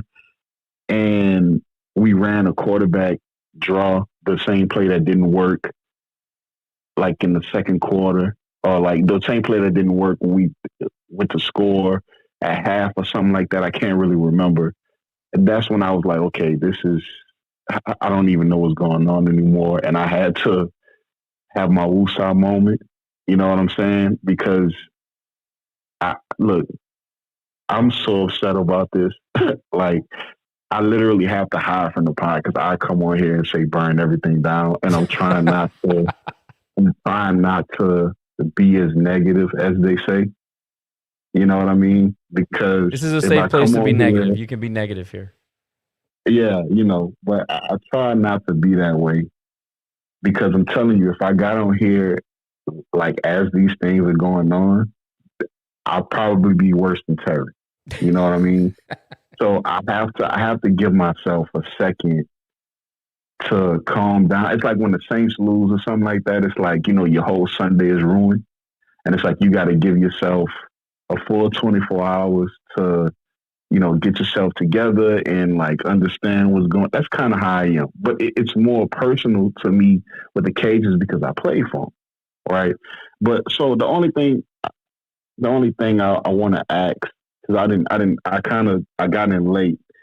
I don't know what was said in the post game, so that's the only thing I want to ask about. Like, what's going on with that? Like, I didn't hear anything. I'll let Nick fill you in. Wasn't Yeah. great. So, and Mr. I just want to say, Mr. Baptiste commented on this in Facebook. So I'm going to kind of tie it into his comment. So on the post game, Dez, was interviewed, and he was basically asked by Cody, like, hey, what happened in the second half, kind of let the game get away from you. And he kind of got agitated and said, man, well, we just have injuries. I mean, what do you want me to do? We just have injuries on the offensive line, and we're doing our best and we're trying hard. And I mean, there's only so much that we can do. And Mr. Baptiste kind of took his side on that. I'm assuming related to Landon Baptiste. I know he was on the injury report this week. Hopefully he's doing well, because he's one of the long lists of injuries that we have. But the point is that we were trying to make was the head coach typically does not say, oh, well, we just have a bunch of injuries and I don't know what you want me to do. Like, the answer is I got to coach better. We had opportunities to win. And he used that we were 3 and 4 plays away again this week. Even besides all those injuries, and Mr. Baptiste might agree with me, we still had an opportunity to win that game. But there were some coaching decisions that really put us behind the 8 ball. So basically, Jimmy, he was saying, well, I don't know what you want me to do. We got a bunch of injuries and, not my fault. And can I add to this? Okay. Mr. Baptiste, I know y'all are kind of new to the team. I mean, I think Landon's a freshman this year, right? So we are seeing repeats of old years. We are seeing, we've seen this movie before. And I just want to know, and I say this every week, and Terry just said it, and it's exactly what I was going to say. I say it every damn week, and if you're new to the show, go back and listen to the post games and the pre games and the tailgate shows. Where's the damn screen game? If you are hurt on the offensive line, get the damn football out of your hand as fast as you possibly can. Where is it? I lost my mind when Bill Davis hit the corner. Like when he went out, he didn't run it right down the middle. I was like, holy shit, that's the first time I've seen Bill hit the edge in I don't know how long. That was amazing. And it worked. Exploit the flat. Throw the tunnel. Throw the screen. Hell, get the tight end in the H-back and throw it to the tight end out of the little shit. I don't care. Go through the C gap and turn around and look at it. You have many options to neutralize the pass rush. JMU, I'm going to keep saying it because it was a total failure of offensive game plan. JMU did not give a shit if we were handing the ball off or throwing it. They were dropping those edges down. They were crashing on every play. We could have gained so many yards in the flat, in the tunnel, and in the screen game. We didn't even attempt to do it. That is fundamental calling of an offensive game plan. that is not the players. That is awful offensive game planning. And what it is. It has nothing to do with injuries. It has to do with incompetence. And we ran it up the middle on the 385-pound lineman that stopped us the entire game. And we did it over and over and over again. But it's injuries, Jimmy. Go ahead, Jim. We have, and also too, we have no creativity on offense whatsoever. Like none. We're running the same playbook from Billy in 19. It's the same damn playbook. They flip the field from time to time. That's it. You know what? I think this is my cue to turn my mic off, man, because y'all almost got me started. And I don't want to do that. I don't want to do it. The dark side, Jimmy. I don't want to do it. No, I don't want to do it because I'm telling you, bro, I have so much. Maybe at a different time, man, but I just it's unbelievable how. And like I said this before, I said this before on the pod. It was a couple of weeks ago. I said, football is a simple game. But I think this coaching staff makes it harder than it has to be sometimes. You know what I mean? And look, like I said, I got in late. The last comment I want to say or ask, however you want to put it, is what's up with playing two quarterbacks at once? Like, what's up with that? Oh, Lord have mercy. What's up with that, man? Haven't we learned from this before? Why are we doing this? Why are we doing this, man? They told us he had to get in the game. He has to get in the game, is what he said. Hey, can't lose a job to injury. Doesn't matter if you want to win football games. Can't lose a job to injury. It's a principle. So I remember remember, and I'm sure y'all remember this too, right? Like Blaine Gaucher led us to our first New Orleans Bowl win. The following year, he got hurt, deemed a season-ending injury. We put Terrence Broadway in the game, right? Terrence string off a whole bunch of wins. Blaine actually was able to come back at the end of the year, but we didn't do this. Like we didn't. Like, Blaine got in the bowl game because he was a senior. He did everything he was supposed to do, so he got a drive or two in the New Orleans Bowl. But towards the end of the year, we didn't go back and forth and say, okay, well, it's a 2-minute drive, so you know what? Blaine has a better grasp of the offense, so we're going to go ahead and we didn't do that. But I'm not here to say was the best coach ever, but what I'm saying is it didn't make sense. It doesn't make sense to do that on any level. You know what I mean? I agree with you. I'm gonna say this, and then we got to move on. But what they'll tell you is, because I brought this up, and what they told me is, well, HUD didn't have to deal with the NIL era, and we got to keep guys on the team. So HUD was trying to win. Would have been better. HUD was trying to win, and Dez is trying to check the box, brother. That's just a fact. They're trying to keep guys on the roster. That's why they do this. Okay. In my most humble opinion. Okay. Well, hey, I guess we're going to be sitting here again next year then. 6-6, baby. Thank you, Jimmy. I appreciate you checking in, dude. Hey, before you go, Josh, I just want to get to this real quick. Shout out to Fishbowl Sports, because they said this last week, and I want to ask it again this week. Why did we put Walker Howard in the game? Thank you. Shout out to Fishbowl Sports Radio, because we've been asking that. It was so good, I got to do it one more time. Why did we put Walker Howard in the game? I don't know, bro. I don't know. That's fucked up. What? It's a good clip, and I'm giving him credit. Corey, I see you in the space, brother. What you got?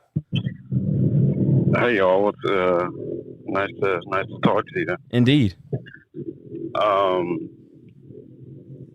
Yeah, I think we're just in a bad position. Like, I think all the fans are realizing just how bad it is.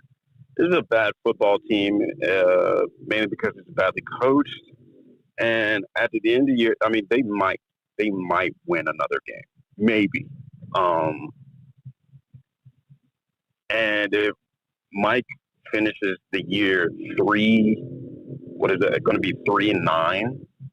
2 FBS wins in that situation. That'd be 2 FBS wins. 2 FBS wins. And that means we have a coach who's had a losing season 3 out of the 4 years he's been here. He has yet to win a bowl game. Forget winning a championship. When Billy left, the pedigree was winning a championship. Mike has yet to win a bowl game this year. We're not even going to sniff a bowl game. And going into its 5th year, because we extended his contract after 1 good season, we're going to have a coach that's only had 1 good season. Well, I mean, we're in a terrible place as a program right now, and I just truly don't think how many people are grasping that. I mean, I'm looking at the season. Of course, the QB situation is bad, but Lunch commented. Lunch legitimately loves this fan base, this community. He's been here for 3 years. I think he could have transferred at any point, right, before the season. But he about his time, and during like last week, I heard Jay say like this team is a few plays away from being like a 4-2 team, which I thought was a ridiculous comment. This team is one amazing comeback performance away from being 1-7. And the only win against McNeese. And that is the correct take, by the way. Yeah. The glass, I love a glass half full. I love being optimistic. But that's just the wrong take here. I think the reality is this team has always been a lot closer to 1-7 than 4-3 now. Absolutely. Or whatever. And I mean, the apathy amongst fans is so deserved because we're really going to have to play a waiting game. We're really going to have to play a waiting game until finances are better. Because, you know, there was a headline like, no one's coming to save us. No one's coming to save us. No one's coming to save this program. And it's going to be like this at least for another season. And I think that's what's so disheartening about this. It's like truly not having that Florida FU money to just buy out the situation and get a fresh start. It's like, sucks. We're stuck, brother. We are stuck. And by the way, and I'm not trying to just piss on the parade, but I do want like fans to understand this stuff with the university that just came out. If you don't think every school is using that against us right now in recruiting and saying you going to a school that they have a $20 million deficit and they're cutting athletics and they're firing all these people and that's the school you want to go to. If you don't think they're using that against us, plus our results, and then we're stuck with a head coach, and I'm being okay. I don't want to say stuck. We are in a position where we cannot move forward with a different coach. If we like, we're not in a good spot right now. Much worse than a head coaching problem. This is a program problem that we're going to deal with for several years with no way out. That's the scariest part. Yeah. We got dark days coming really across the board. And it's kind of just, I was talking to Jerry the other day and I said, you remember when the Saints, remember when Sean Payton moved on and then we had some of those residual players and Dennis Allen had that roster where you felt like you could win, but we kept falling short. You know, we kept losing games that were winnable games and we ended up 9-8. We missed the playoffs by one game.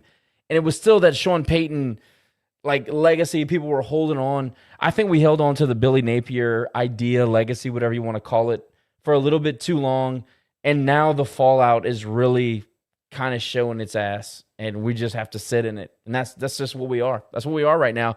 And unfortunately, it came at a bad time where we overspent. The athletic director at the school decided to just start writing checks, bouncing checks. And then the legislature, obviously politically changed, and now we're having to actually be responsible fiscally. And it's bad luck. It's just bad timing. And we're stuck. We're in a bad spot. Yeah. So I just wanted to vent and get that out and kind of share those fears because.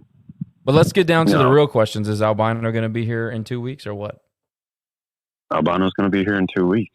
We're not revealing any further information, Josh, because you didn't join the call. But I got a preview of Albino, and I just want to say it looks pretty good.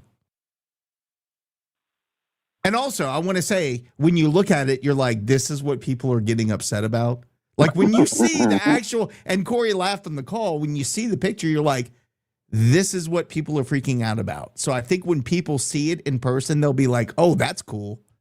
It's I can't wait. I just hope that the newspapers and the TV news stations take the picture of Albino by the Rage and Review tailgate. I just want to be involved in the drama. I want to be involved the fan base just needs something positive, or at least some of us will review it as positive because, it ain't going to come from the football team. The school's finances are in trash. Our softball team got dog walked by McNeese during fall ball. That hurt. It's not great. Sent off to Coach Clonis. So baseball wasn't that much better, from what I understand. So we've heard. Hey, let's go basketball. I got confidence. I got confidence in basketball this year. Hey, baby. Corey, thanks, man. Thanks for checking in. We're gonna move on. I appreciate you. We'll be in touch. Thanks, guys. All right, dude. All right, Terry. I said I'd come back to you. I made the circle. What you got? Well, first of all, before I get on my next thoughts, Corey, please just film a new commercial. Because, God damn it, can we please film a new commercial? The kid's done building things. She's done dancing. Jesus Christ. She has a family. I think in the budget cuts, dancing got cut, and we still have that commercial going. I don't think we have dancing anymore, bro. Get a freaking iPhone and do it like film it sideways, just in front of the library. Do something. Jesus Christ! All right, that's my commercial soapbox. I'm gonna give you a commercial soapbox every week. So that's my commercial soapbox for now. On to the recruiting and NIL and stuff. Like I asked this question the midweek episode. Is Jamie Howard running our quarterback room? Like, what's going on? Dude, I mean, honestly, especially after Chauncey Billups got picked up by the FBI, I believe anything right now. You could tell me anything and I would believe it. Like, it is super frustrating. And, I got nothing against Walker on a personal level, but is it really, Jamie Howard, money running what we have to do, how we recruit, who we play? Is that why? And Sampson played an okay game. Is that the reason why he started over Struthers? Did he play okay though? Can we have a real talk about that? I know he caught the football tonight. Yeah. I know he caught the ball. He played better. He played better than he originally. Did anybody watch this dude try to block in the wide blocking game? It's freaking terrible. I did. So, just seeing these guys get back on the field, I'm like, how can anybody, and I understand bigger programs have to deal with this on a much larger level as far as who plays, but come on, man, can somebody have some backbone in the coaching staff? Be like, no, Lunch is the guy. And it's frustrating because Lunch is also, he is literally the guy. I don't know, do y'all watch Vanderbilt play football? Absolutely. I love Diego Pavia. One of my favorite players of all time. But when you see Diego Pavia in the game, it's a lot of teams will be like, oh yeah, everything goes to the quarterback because the quarterback is the leader of the team. He gets the snap. But no, Diego Pavia is literally 90% of the offense. He runs the ball, he throws the ball, he blocks. That's what Lunch seems like. Agreed. And I understand that if you want to build off a great, individual athletic effort, I understand that. But where's the jet sweeps? Where's the screens? Where's the perimeter plays? Hell, where's the hard count? When's the last time we did a hard count to get a guy to jump? Apparently, we can't run screens on this offense. Jet sweep, what's that? We are allergic to it. It is crazy how much he is practically Jerome Bettis back there. I keep saying it. He's Cam Scatterboo. He's going to have a concussion before the end of the year if we don't take care of him. And along the deficit stuff and how we recruit and look, Tech is going to have a field day. Tulane, they're already much ahead of us. I wouldn't be surprised if half this team goes to Houston, Tulane, or USF at the end of the year. We're the farm system for those two schools. Hey, Terry, hang tight. I'm going to get to Rich Fournette real quick because he didn't get to speak. I apologize. Rich, what you got, dude? I got you. Hey, man. No, embrace the suck. It's kind of where we are right now. I'm serious. This team has absolutely no identity. I don't know who we are. Like you all have said, Lunch definitely is an identity. And he's not perfect. I do think he does kind of struggle with his progressions. But all in all, he's still our best option, in my opinion. Think about this. We put him in a desperate situation. The guy has found a way to not only beat Marshall, but keep us in games that we have no business being in, right? Even after horrible game planning and failure to utilize the personnel that we have on these rosters. This is a kid who beat Arch Manning in, I think it was 2 state playoff title runs, Nick? No, he's a gamer. He was Mr. Football, if I'm not mistaken. So imagine if he had competent coaches that could put him in positions to win with guys that have talent around him that know where they're supposed to be and not trying to play hero ball. Yeah. No, and I agree with what everyone's saying about quick release type stuff. Why are we having, him in the pocket for a long time? A little screen, perimeter play, jet sweep, like Terry was saying, would be fantastic. I would love a screen. A little jailbreak every now and then would be fantastic. A screen would be great. But it's just no idea. There was a 2-minute drill situation. Why didn't we have the 2? Oh, Mr. 2-minute drill. I said the same thing to Nick. I said, are they going to put in Walker for the 2-minute drill? It's apparently his deal. I think we lost Rich. Hey, thank you so much for calling in, dude. If you get a chance, do it again next week. Ryan, see the hands up. If you're still there, what you got? Hey, Richard is he knows ball. Played against him back in the Fatima Cathedral days. He knows what the hell he's talking about. Shout out Warriors. What's up? Man, shout out the Tigers, but not the LSU ones, but you know what's up too. Listen, yeah, you're talking about, are we recruiting that bad? It still falls back to the same thing. The CEO of the program. You know, we could have all the money in the world, and he chooses to use it in what way? Player development and retention. Our guys are not getting better. The only people that we produce with under this guy is people that came from the previous regimen. So I don't buy into that bullshit. So you don't think we're recruiting poorly? I don't know. I'm just saying. I don't think we're recruiting poorly. Dude, Billy Napier won 7 games with freaking Nunez, a walk-on transfer from, I don't know, D2 somewhere. Good God, man. I forgot that name. But yes, you're right. Sorry, Ryan. I had to say that because you got a guy who you got Walker Howard, a 4-star quarterback. You can't win games, and obviously he got injured, so that's part of the problem. But you got Daniel Beal, who's been a gamer in high school, can't win games. He doesn't even look competent in the pocket. Billy Napier was winning with freaking Andre Nunez. Yeah, I don't know, man. It's so frustrating to try to figure out exactly what's going on, but I mean, it's literally hitting us right in the face. You know, Speaking of hitting in the face, RC.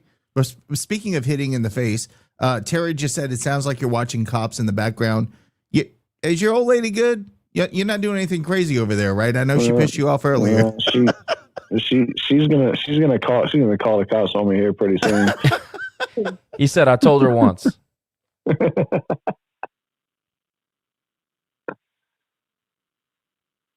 Anyway, thanks, Ryan. We're gonna move on. I want to get to everybody before we close out, but man, I gotta just be honest. It's been a depressing last 3 or 4 weeks. Like, this is a game here. I know we're on the road, and everybody's gonna say, "Oh, we're on the road. We're hurt. We're this. We're that." That's a game you can win. That's an okay team. They're okay. They're not bad. They're okay. But you had all the momentum and building. It was 14-7, and you pissed it away with a stupid ass decision because you wanted to check a box. And we're never gonna win football games like that. If they're gonna run it like a business, but like only to get people what they were told they were gonna get type of business, we're never gonna win football games. One thing about Billy, you could always question Billy about play calls and this, that, and the other. One thing about Billy is that he did what he said he was going to do. And I wanted to answer Wade Garrett, and I forgot to do that. He said, who are going to be the quarterbacks on this roster next year? Do you think that Walker Howard is going to be on the quarterback or in the quarterback room next year? I do not. Do you think Lunch Winfield is going to be here next year? I know he's watching right now, so I'm going to withhold my answer for another time. I think that Sam Altman can play. I will say I think Lunch will be here next year. Yes, I will confidently say that. You can withhold that, but I'm going to say yes. And I'll give you my reasons in a second. Go ahead. And I just will reiterate that I love Lunch and I appreciate you for choosing the Cajuns. And I want you to stay here because we have a ton of respect for you, your talent, your abilities, your attitude, and everything you bring to this football team. Please stay.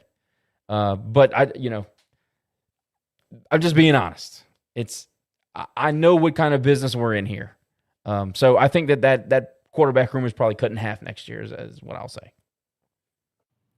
I want to make 2 points, Josh. The first one is, when Terry talked about kind of like something about like allowing or putting everything on Lunch. I know you said it too, but Lunch being exposed because like he just gets hit over and over and over again. He keeps putting his body on the line.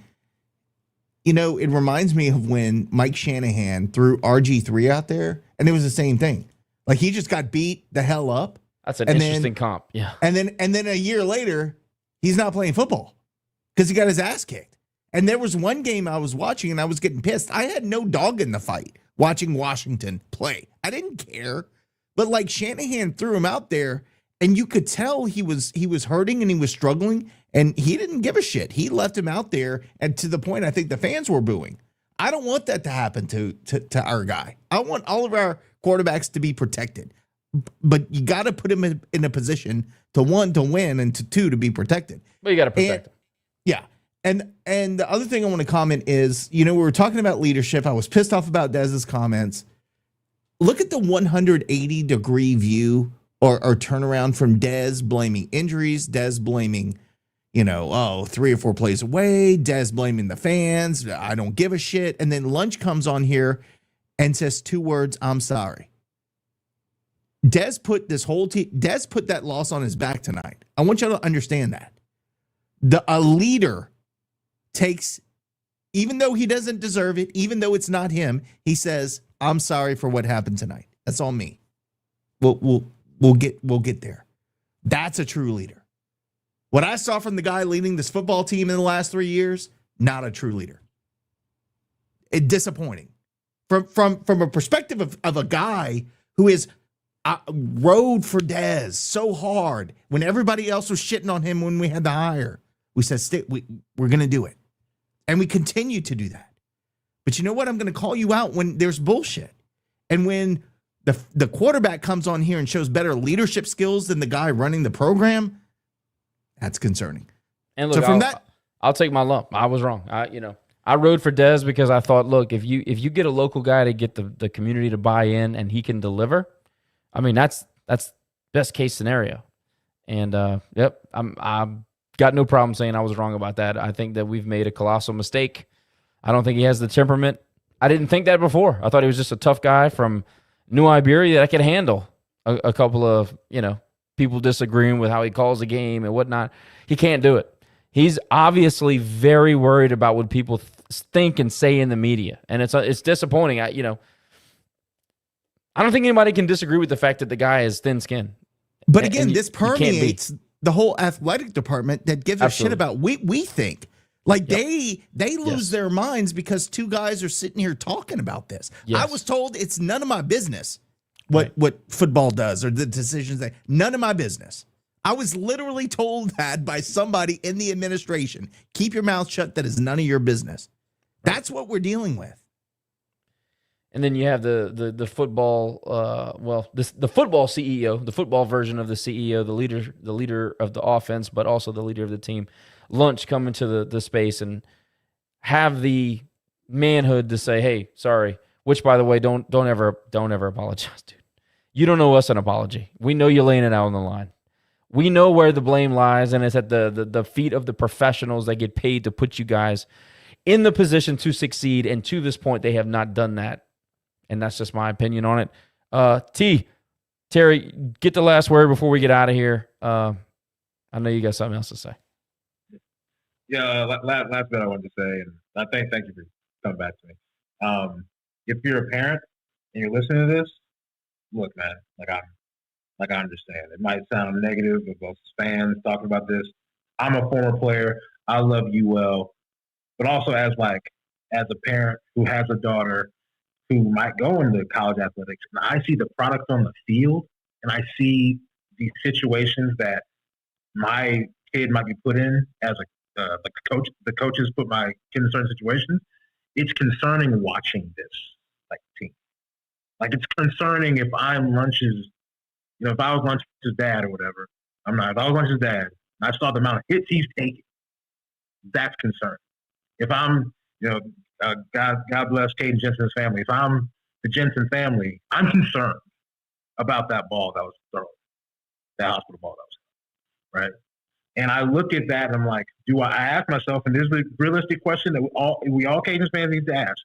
If our kids were going into college, would we want them to play in this system? You don't have to answer this question, but that's what I got. That's all I have to say. That's all I got to say.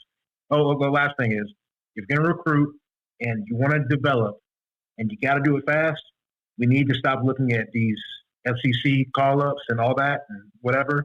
Look at JUCO guys. Look at FCS guys. I was a JUCO guy. I was developed, and I succeeded. Let's stop looking at all these SEC, Big 12, whatever call-ups, and let's recruit that way. That's all. That's my last 2 cents. Totally agree. I totally agree with that.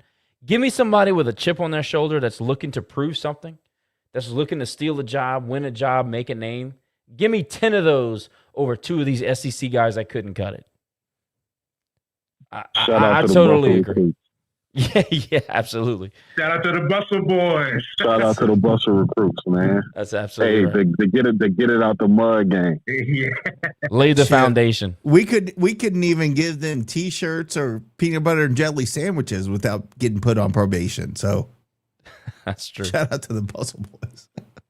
So yeah, dude. Look, in closing, I guess you can say whatever you want, but it's another disappointing loss. It's a game we could have won. It's a game that we played in spurts better than we have in some of the other games. I mean, I thought that a couple of those drives, and a lot of it was on the shoulders of lunch. We look really good. We look like we can compete with anybody. And then, of course, we're here again talking about the same things in the post game. So, Nick, I just 2-6. Another guaranteed non-winning season. Well, I guess that's not totally true. If we make it to 6-6 and win a bowl game, we can be 7-6. But for all intents and purposes, it's another failure. I mean, look, dude, Vegas knows something that the general population doesn't. They had us at 7.5, and we scoffed at that. We thought 7.5, 9 or 10 is really our floor. And here we are scraping the bottom of the Sun Belt. It's absolutely incredible. I don't know where really we go from here. We'll be here next week to talk about it all, but it's just another one of those weeks, man. It's another one of those games where more questions than answers, I guess. The bottom of a bad Sun Belt, which makes it even worse. Shout out to Ben, but man, the West is bad. It's bad. Hey, TSAB got their asses kicked tonight, so at least we can't hear any chirping from those a-holes. Asses kicked in Death Valley at night on a Saturday. That is something to make y'all feel better about. Yeah. Some one of their folks was trolling me the other day and put, it's been 1,400 somewhat days since A&M beat LSU in football at home. And I just retweeted that and say it's now been 0 days since that's happened, buddy. Hey, don't screw with us, man. I'm going to leave y'all alone. Keep the Cajuns out of your mouth. Special thanks to Gulf Coast Bank, Lafayette Roofing, The Yard Goat, Planet Radio 106.7. Yes, Please Branding and Marketing, Old Time Grocery, Stride Safety Solutions, sponsors of Cajun Threads. Check us out there. Oh, man, it's been a long day. Eat Lafayette by Lafayette Travel, Rage and Hydration, Dr. Brett Venable and Recovery Chiromed, and of course, the best stop, Cajun Market. Please patronize our sponsors, except for that one Alaska guy who I think he's a guy from Learfield. I think that's his burner account who it absolutely is. Tweets at all our sponsors telling them these guys are terrible and all they do is trash people. Yeah, it's a Learfield guy because we're taking all their sponsors. Like, subscribe, and add us on all social media platforms that you see us on. I'm going to get so in trouble for that. But, guys, for myself, for Cole, who's not here, for Jerry, who had to go play Mr. Cowboy with Kayla tonight, I guess, for Lane, who's working. There's a snake in my boot. For Josh, I am Nicholas. I really do hope you all have a wonderful rest of your evening. We'll talk later. Of course, we'll be back this week on Wednesday to talk about something. We'll figure it out at that point, but don't give up on us because we're going to still be here giving you some good content. But until then, have a good evening. And as always, even after a loss, go Cajuns. Everything gonna be all right. Right there this morning.